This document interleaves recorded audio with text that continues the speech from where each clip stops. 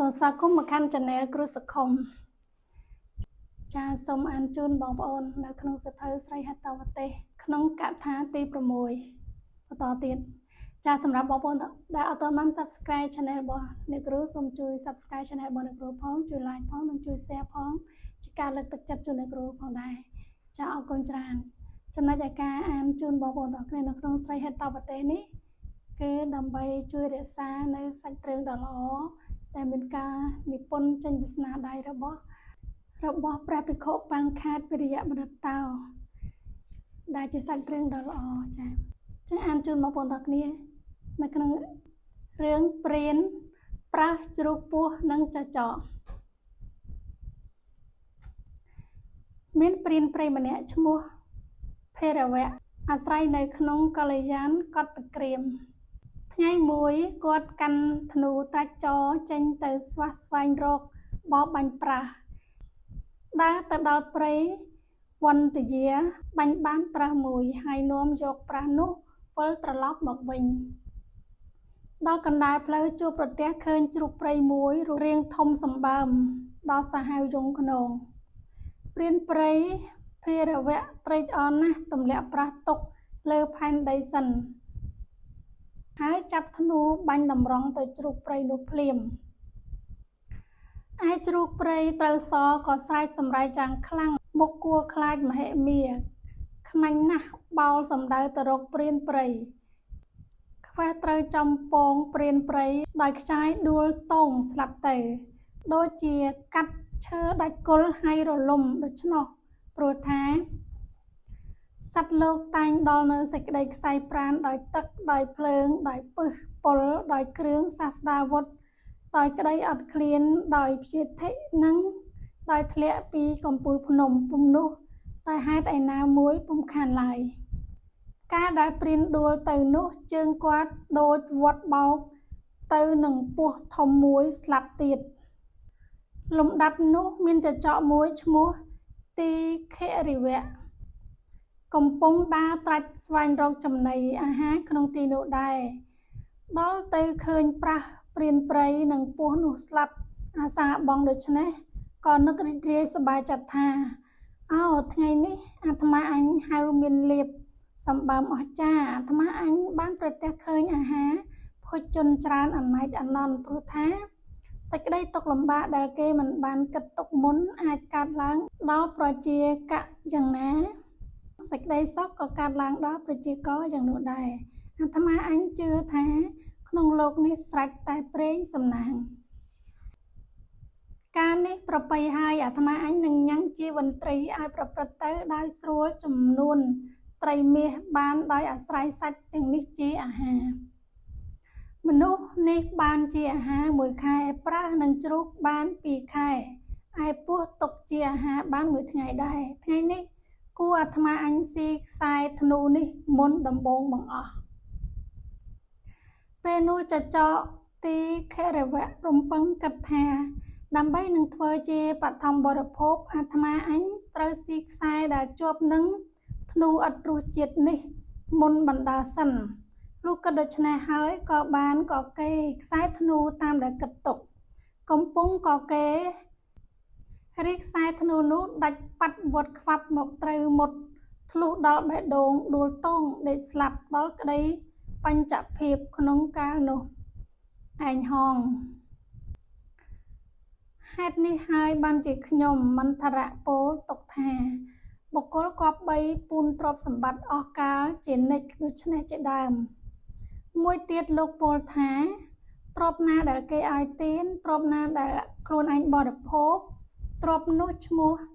ថាជាទ្រព្យនៃជនមានទ្រព្យពិតប្រាកដមែនព្រោះថាកាលបើខ្លួនមានទ្រព្យនោះស្លាប់បាត់បង់ទៅហើយទ្រព្យ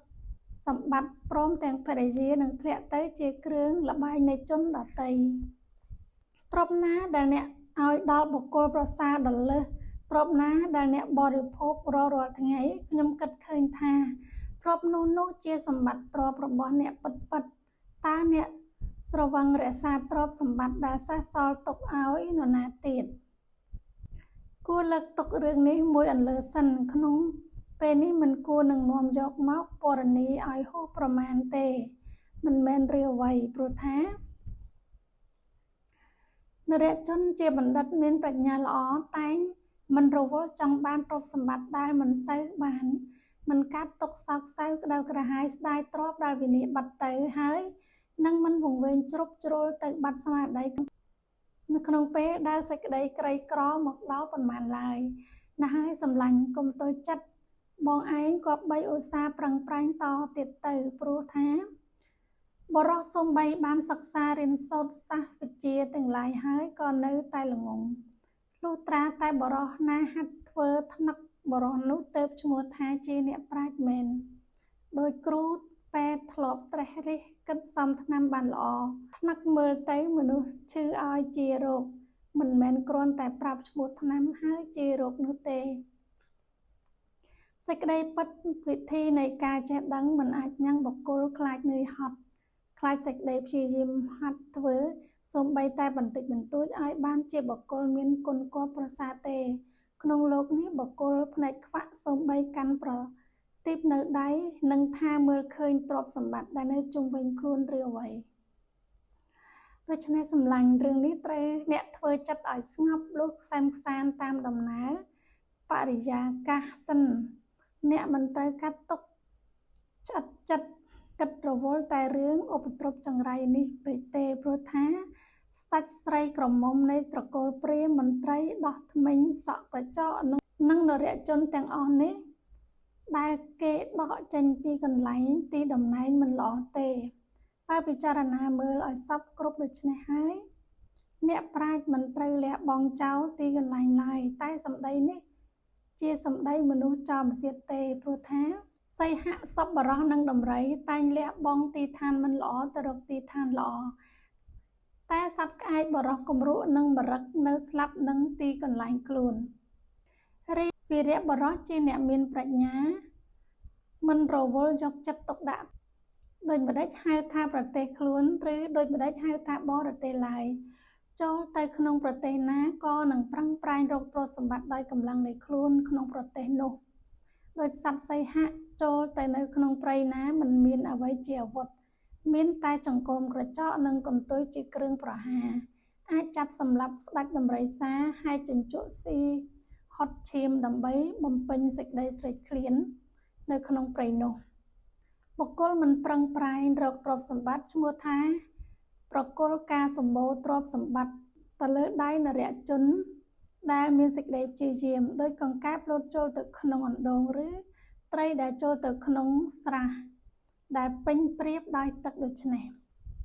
បុគ្គលគប្បីទទួលរ៉ាប់រងសេចក្តីសុខនិងសេចក្តីទុក្ខដែលមកដល់ខ្លួនហើយព្រោះថាសេចក្តីសុខនិងសេចក្តីទុក្ខទាំងពីរប្រការនេះតែងវិលចុះវិលឡើងជុំវិញដោយកង់រទេះជោគលាភប្រេងសំណាងតែងរត់ទៅរកតែនរជនដែលបរិបូរណ៍ដោយសេចក្តីព្យាយាមមិនដេកត្រមួកហួសកាលវេលាស្គាល់វិធីដំណើរការមិនជាប់ជំពាក់ចិត្តក្នុងក្តីអន្តរាយ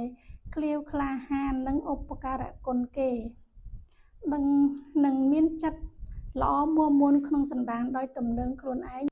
មិនមែនមកពីទីលំនៅជាហេតុទេចាអរគុណបងប្អូនទាំងអស់គ្នាថ្ងៃនេះអានជូនបងប្អូនត្រឹមប៉ុណ្ណេះ